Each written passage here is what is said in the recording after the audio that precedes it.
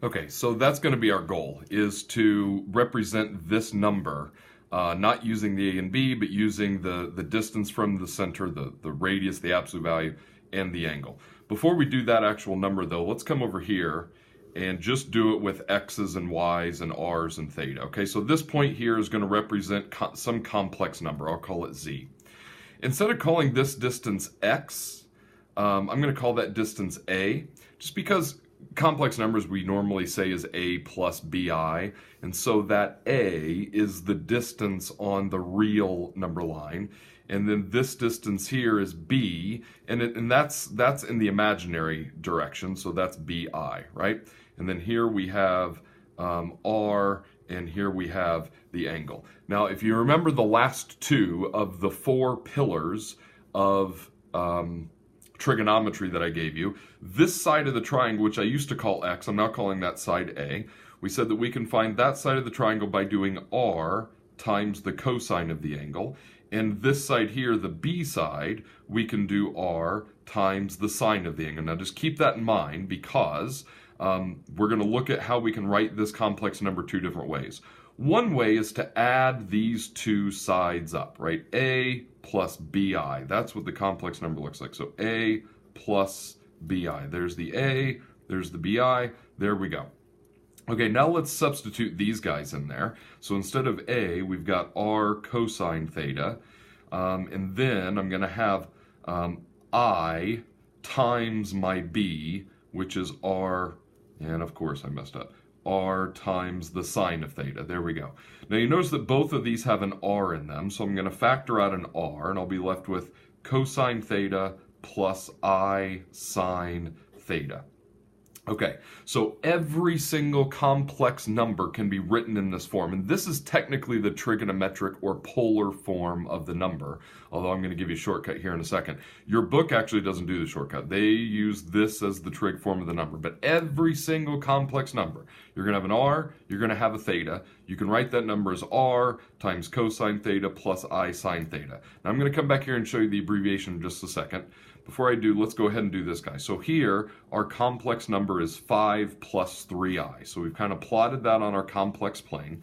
And so we need to find the r, and we need to find the theta. So the r, we're just going to do Pythagorean theorem. So that's the square root of 25 plus 9, that's 34. So this distance here is square root of 34. For the theta, I'm just going to say tangent theta equals 3/5. I'm going to grab my calculator. For now, I'm going to do this in degree mode. I think it's kind of easier the first time to see it in degrees. And I'm just going to do second tangent of 3/5, and I get that that is 30.96 degrees. So that angle there is 30.96 degrees. So I've got my r and I've got my theta, and so I can write the trig form of the number, which would be square root of 34 times cosine of 30.96 degrees plus I times the sine of 30.96 degrees. Now, this seems quite cumbersome. This does not seem like an easy number to work with. 5 plus 3i was a lot easier than this whole mess. I'm with you.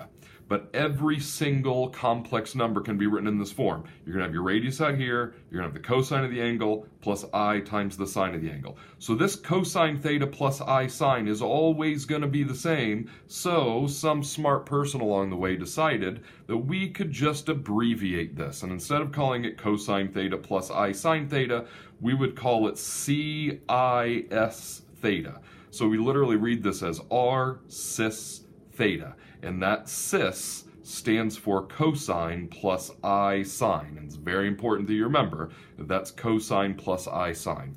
So when we're doing our 5 plus 3i, instead of writing this whole thing as the polar form of the number, we can just do r cis theta, which would be square root of 34 cis 30.96 degrees, and that's going to be a lot easier to work with.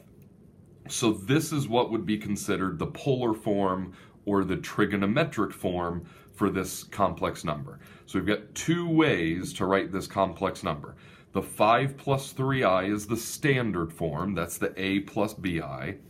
The r cis theta, or the root 34 cis 30.96, that's the polar form, or the trigonometric form. And you still might say that does not look any easier at all. There's no way that that's easier, but I'm telling you, it is in a lot of situations, and I'm going to show you what those situations are in the second video. So stay tuned.